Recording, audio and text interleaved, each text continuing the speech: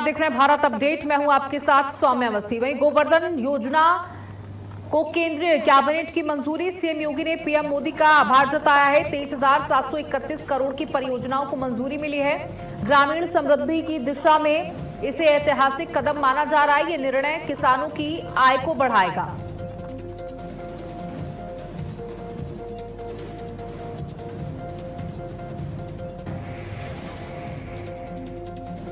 तो गोवर्धन योजना को केंद्रीय कैबिनेट की मंजूरी मिल चुकी है। ये बड़ी खबर दे दें, जहां सीएम योगी ने पीएम मोदी का इसको लेकर आभार भी जताया है, आभार व्यक्त किया है। मुख्यमंत्री ने 23,731 करोड़ की परियोजनाओं को मंजूरी दी गई है। ग्रामीण समृद्धि की दिशा में इसे एक ऐतिहासिक कदम बताया गया है और सीएम ने इसको लेकर के मुख्यमंत्री का आभार भी व्यक्त किया है।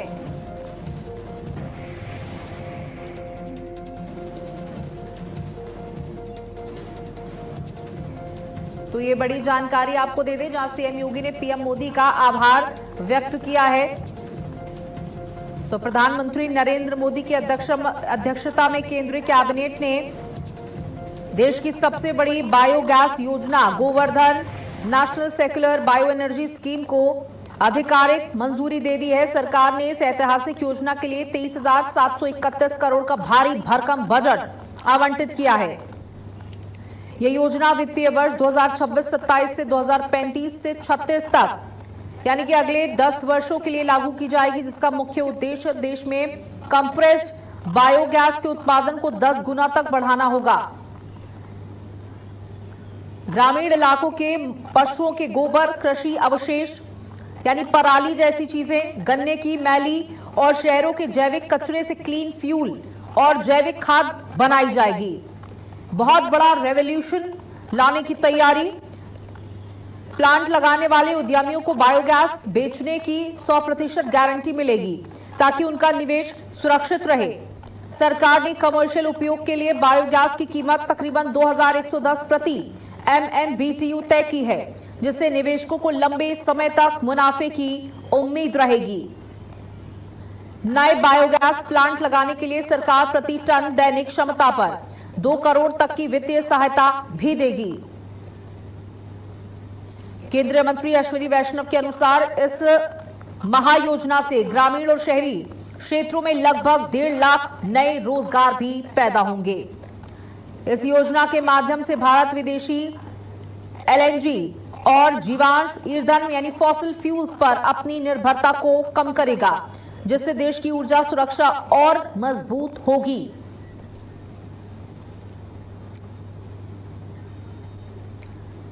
तो बता दें, प्रधानमंत्री नरेंद्र मोदी की अध्यक्षता में केंद्रीय कैबिनेट ने कल यानी 6 अगस्त को देश की सबसे बड़ी बायोगैस योजना गोवर्धन को आधिकारिक मंजूरी दे दी है। सरकार ने इस ऐतिहासिक योजना के लिए 23,731 करोड़ के भारी भरकम बजट भी जारी किया है। स्नेह कमल, इसे एक रेवोल्यूशनरी चेंज माना जा सकता है। मुख्यमंत्री योगी ने प्रधानमंत्री का आभार जताया है और कहा है कि इससे ग्रामीण और शहरी क्षेत्रों में तकरीबन 1.5 लाख लोगों को रोजगार मिलेगा। केंद्रीय कैबिनेट ने कल गुरुवार को देश की बायोगैस उत्पादन को बढ़ावा देने वाली 23,731 करोड़ की लागत वाली सर्कुलर बायो एनर्जी योजना जो गोवर्धन योजना के नाम जानी जाएगी, उसको जो मंजूरी दी है। यह योजना 2035-36 तक लागू होगी। कंप्रेस्ड बायोगैस को भारत के भविष्य की एनर्जी मिक्स योजना का अहम हिस्सा बनाएगी। इस योजना का मकसद देश में बड़ी मात्रा में जो कृषि अवशेष है, पशु गोबर है, वेस्ट मड है, नगर पालिकाओं या नगर निगमों के जो जैविक कचरे हैं, जो अन्य बायोमास संसाधन है, उसका जो है स्वच्छ ईंधन और जैविक खाद और ग्रामीण आय और राष्ट्रीय आय का जो एक अच्छा स्रोत बनेगा, उसको बदलने की योजना है। और इस योजना के लिए जो है उत्तर प्रदेश के जो है मुख्यमंत्री योगी आदित्यनाथ ने केंद्र सरकार को धन्यवाद दिया। उन्होंने कहा कि यह योजना निश्चित रूप से जो किसानों के लिए बात करें, चाहे किसानों की समृद्धि की बात करें, उसके लिए जो है ऐतिहासिक कदम भी किसानों की आय बढ़ेगी। बिल्कुल। तो देखिए, आय बढ़ाने के लिए एक बहुत बड़ी योजना है जिसको मंजूरी दे दी गई है। कल कैबिनेट में 6 अगस्त को मंजूरी दे दी गई है। अब कचरे से कंचन बनाने का पूरा प्लान है। जिस तरीके से ग्रामीण इलाकों के पशुओं के गोबर और पराली, गन्ने की मैली और शहरों के जैविक कचरे से जो क्लीन फ्यूल बनाई जाएगी। अब जी बिल्कुल, इस योजना जिससे मैंने कहा 23,731 करोड़ की गोवर्धन योजना है, जो वित्तीय वर्ष 2026 से चालू में 2035-36 तक लागू रहेगी। इसके अंदर जो कृषि अवशेष है, गोबर है, शहरों के जैविक कचरे हैं, बायोमास कंप्लेक्स जो बायोगैस बनेगी, इसको जैविक खाद बदला जाएगा। और इस जो है योजना के अंतर्गत जो है सबसे अधिक लाभ जो किसानों को, ग्रामीण उद्यमियों को, सहकारी समितियों को होगा और साथ ही साथ पर्यावरण के अनुकूल इससे स्वच्छ ऊर्जा को भी बढ़ावा मिलेगा। बिल्कुल स्नेह कमल, देखिए सरकार पूरा प्रोत्साहन देगी, पूरा सपोर्ट देगी। ये भी कहा जा रहा है कि इस प्लांट को लगाने के लिए सरकार प्रति टन दैनिक क्षमता पर तकरीबन 2 करोड़ तक की कैपिटल सब्सिडी भी देगी। बिल्कुल, सरकार ने इस योजना को बढ़ावा देने के लिए कहा कि जो भी उद्यमी या जो भी लोग इस योजना के अंतर्गत काम करना चाहते हैं उनको सरकार हर तरह से, चाहे आर्थिक सहायता हो, चाहे तकनीकी सहायता हो, हर तरह की सहायता मुहैया कराएगी। क्योंकि भविष्य में ऊर्जा निर्भरता जो हमारे विदेशों पर है वो कम होगी। इसके साथ ही साथ जो पर्यावरण के अनुकूल स्वच्छ ऊर्जा है वो भी हमें मिलेगी।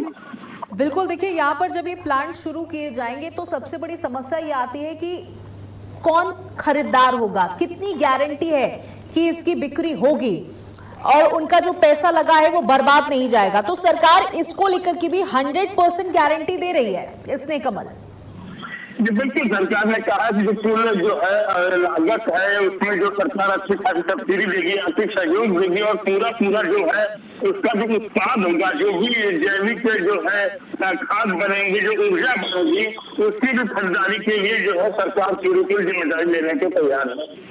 बिल्कुल स्नेह कमल, बहुत बहुत शुक्रिया हमारे साथ जुड़ने के लिए, तमाम जानकारियां साझा करने के लिए।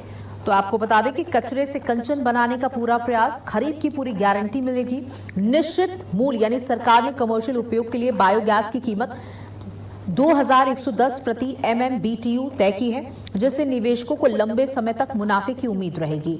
बड़ी सब्सिडी मिलेगी, यानी कि बायोगैस प्लांट लगाने के लिए सरकार प्रति टन दैनिक क्षमता पर 2 करोड़ तक की वित्तीय सहायता देगी।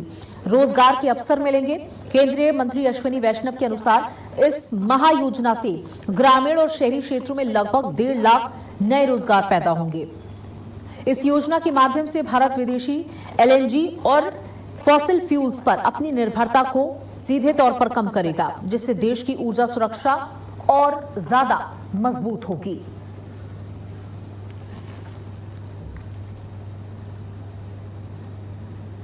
वहीं अमेरिका में मेटा पर बड़ी कार्रवाई हुई है। मेटा पर 5,000 करोड़ का जुर्माना लगाया गया है। न्यू मैक्सिको की कोर्ट ने जुर्माना लगाया। बच्चों की मानसिक सेहत को लेकर कार्रवाई की गई है। प्राइवेसी सेटिंग्स को तुरंत बदलने का आदेश जारी किया गया है। तो मेटा पर 5,000 करोड़ का जुर्माना लगाया गया है। बच्चों की मेंटल हेल्थ को खराब करने का आरोप है। न्यू मैक्सिको की कोर्ट ने यह जुर्माना लगाया है मेटा पर। बच्चों की मानसिक सेहत को लेकर के ये बड़ी कार्रवाई की गई है।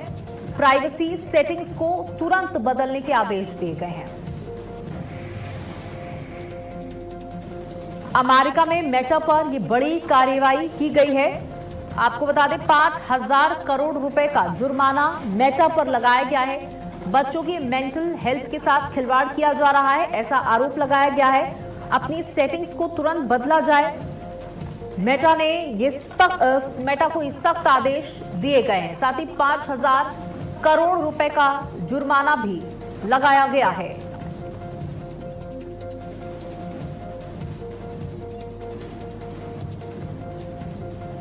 प्राइवेसी सेटिंग्स को तुरंत बदलने का आदेश दिया गया है। जहां अमेरिका में मेटा पर बड़ी कार्रवाई की गई है, जहां मेटा पर 5,000 करोड़ का जुर्माना लगाया गया है, जहां न्यू मैक्सिको की कोर्ट ने जुर्माना लगाया है।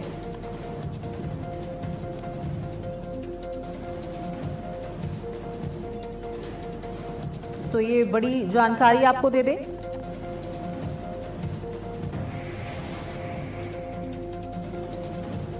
जहां अमेरिका में मेटा पर बड़ी कार्रवाई की गई है, 5,000 करोड़ का जुर्माना भी मेटा पर लगाया गया है।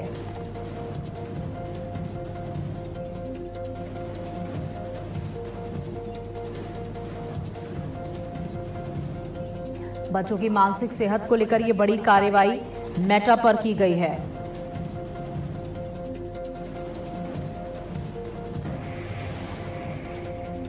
जहां आपको ये जानकारी देते जहां अमेरिका में मेटा पर ये बड़ी कार्रवाई की गई है।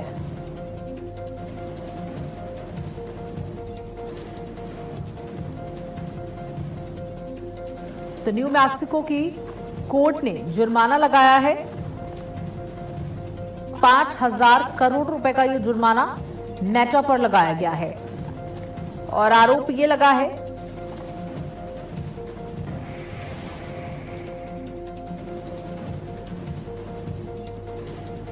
अमेरिका में मेटा पर बड़ी कार्रवाई की गई है। 5,000 करोड़ का जुर्माना भी लगाया गया है।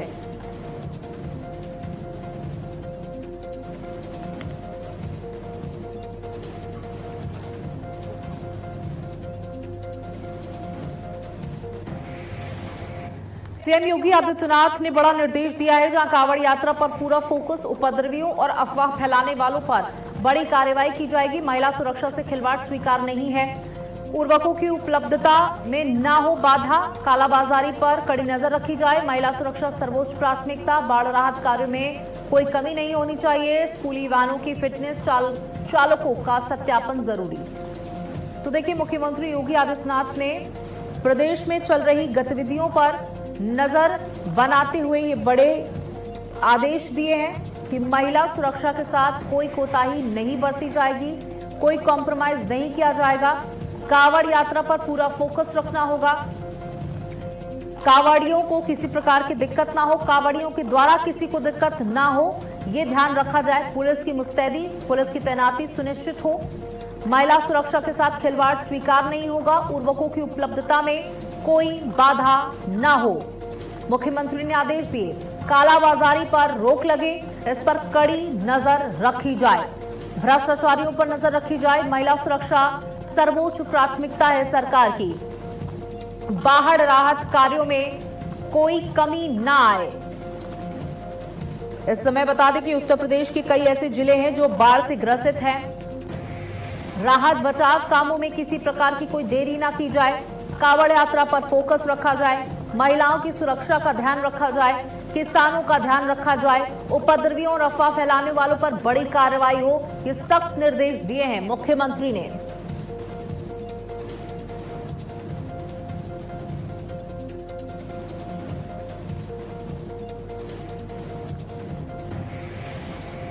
खबर आपको प्रयागराज से दे दी, जहां इलाहाबाद हाईकोर्ट का बड़ा अल्टीमेटम। पुलिस प्रशासन को हाईकोर्ट की सख्त चेतावनी। सिविल विवादों में जज नहीं बन सकते अफसर।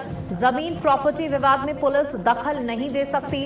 पुलिस का काम सिर्फ शांति व्यवस्था बनाए रखना। कब्जा दिलाना पुलिस का अधिकार नहीं। मालिकाना हक का फैसला अदालत ही करेगी। कोर्ट आदेश बिना बेदखली नहीं कर सकते। डीएम, एसडीएम पुलिस को अधिकार सीमा में रहने की नसीहत। अधिकार क्षेत्र से बाहर दखल पर सख्त कार्रवाई होगी। नियम तोड़ने वाले अफसरों पर विभागीय कार्रवाई होगी। डीजीपी सर्कुलर और सरकारी आदेशों का पालन जरूरी। हाईकोर्ट ने पुलिस प्रशासन को दी कड़ी फटकार।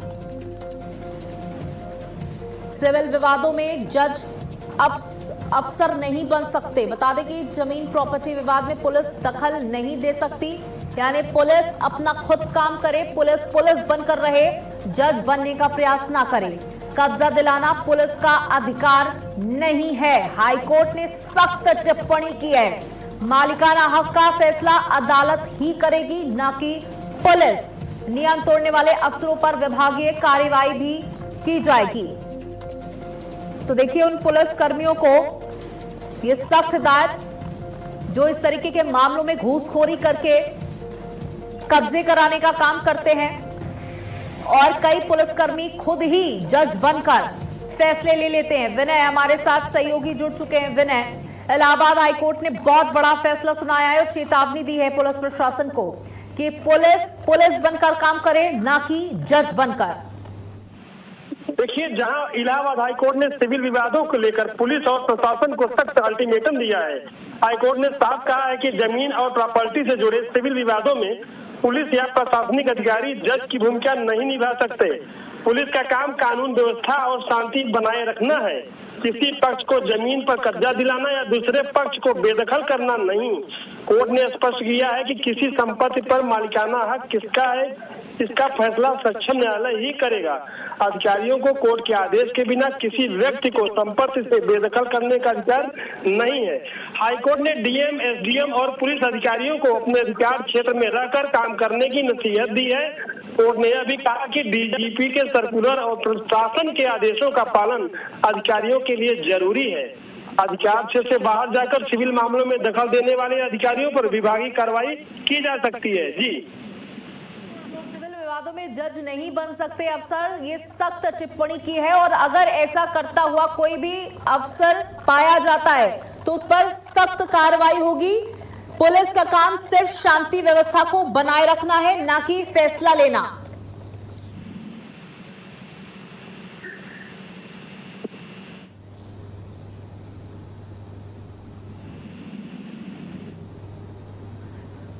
विनय, आप सुन पा रहे हैं?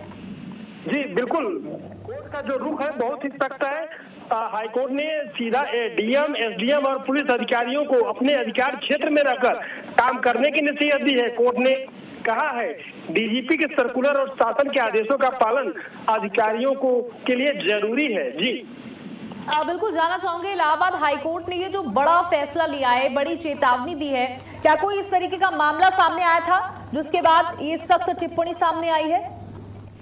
जी बिल्कुल बिल्कुल, एक मामले में जो है ये इलाहाबाद हाईकोर्ट ने पूरा फैसला दिया है, सख्त अल्टीमेटम प्रशासन को दिया है, जिसमें जो है ये राजस्व की भूमिका में वो सीधा बोली है। हाईकोर्ट का कहना है कि आप जज नहीं बन सकते हैं, किसी को जो है कोर्ट ही फैसला करेगा इस मामले में। जी बिल्कुल, कोर्ट इस पूरे मामले में फैसला करेगा, आप जज नहीं बन सकते। मालिकाना हक दिलाने का फैसला सिर्फ और सिर्फ कोर्ट का होगा। नियम तोड़ने वाले अफसरों पर विभागीय कार्रवाई होगी। डीजीपी सर्कुलर और सरकारी आदेशों का पालन जरूरी होगा। हाईकोर्ट ने पुलिस प्रशासन को ये कड़ी फटकार लगाई है। बहुत बहुत शुक्रिया विनय, हमारे साथ जुड़ने के लिए, तमाम जानकारियां साझा करने के लिए। तो इलाहाबाद हाईकोर्ट का ये बड़ा अल्टीमेटम पुलिस प्रशासन को।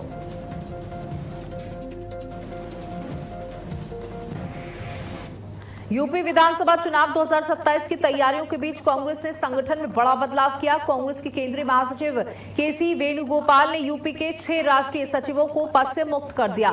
उनकी जगह 6 नए राष्ट्रीय सचिवों की नियुक्ति की गई है। ये नए सचिव यूपी कांग्रेस के नवनियुक्त प्रभारी गौतम के सहयोगी के रूप में काम करेंगे और उन्हें रिपोर्ट करेंगे। हटाए गए सचिवों में धीरेन्द्र गुर्जर का नाम भी शामिल है, जो यूपी कांग्रेस अध्यक्ष पद की दौड़ में दावेदार माने जा रहे थे।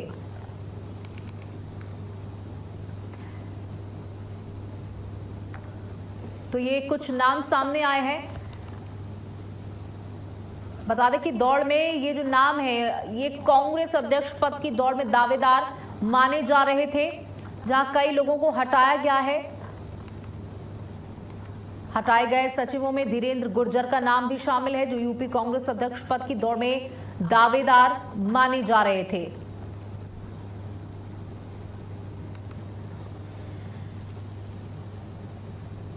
चलिए आगे बढ़ते हैं, बात एटा की करते हैं, जहां एटा के अलीगंज में गल्ला आड़त में हुई तकरीबन 1,70,000 रुपए की चोरी का पुलिस ने महज 3 दिन में खुलासा कर दिया।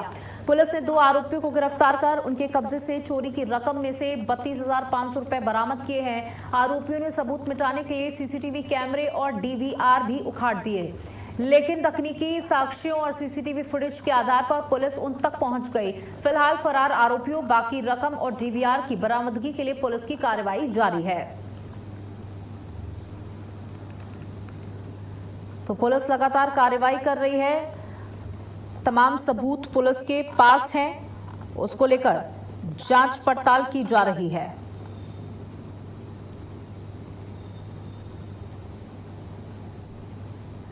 तो ये आपको जानकारी दे दे, जहां कब्जे से 32,000 रुपए बरामद किए गए हैं।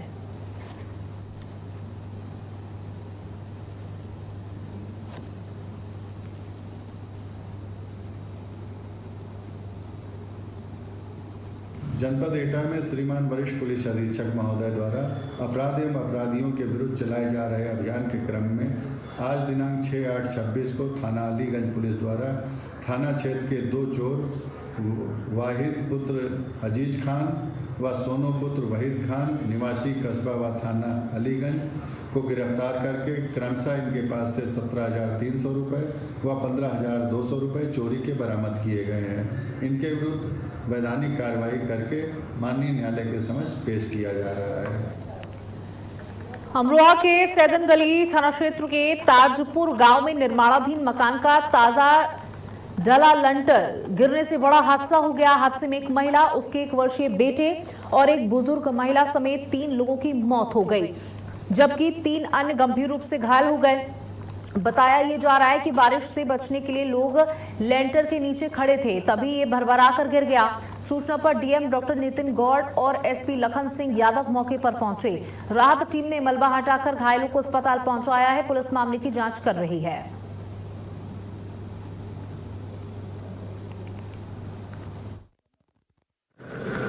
क्या है पूरा मामला, कितनी मौत? इसमें इस गाँव में बताया गया है कि यहाँ पे लेंटर डल रहा था और जिस दिन लेंटर डला है उसी दिन ही कुछ लोग उसके नीचे बैठ के खाना खा रहे थे, तो अचानक से वो लेंटर गिर गया और इसमें 3 लोगों की कैजुअल्टी हुई है और जो 2 बीमार हैं उन्हें MDRA हॉस्पिटल जो यहाँ का निकटतम अस्पताल है वहाँ पे उनका इलाज कराया जा रहा है। जो भी प्रारंभिक सूचना मिली है वो ये कि वो भी खतरे से बाहर हैं। तो इसमें स्थल पे मेरे अलावा SP अमरोहा, SDM साहब, विधायक हसनपुर और सभी मौजूद हैं। परिवार से बात की गई और जो उन्हें देय लाभ है SDRF, राष्ट्रीय कृषक दुर्घटना बीमा योजना इत्यादि, वो सब टाइमली अवेलेबल कराए जाएंगे। और इसके साथ ही SDM साहब को बताया गया है कि इस पूरे एरिया का सर्वे करा लें और जहाँ पे भी उन्हें लग रहा है कि बारिश के सीज़न में काम हो रहा है। लेंटर सुबह से हल्की हल्की बूंदें सी पड़ रही, तो बीच में आधा पड़ा, आधा गिर गया। उसमें दाद वगैरह चल रही जो भी है, तो 2-4 जने साइड में बैठे गिर के लेंटर की तरफ दब गए, उनकी मौत हो गई। कितने लोगों की? 3 लोगों की। एक लड़की है मेरी, एक देवता है, एक सास है और 5-6 लोग घायल हैं।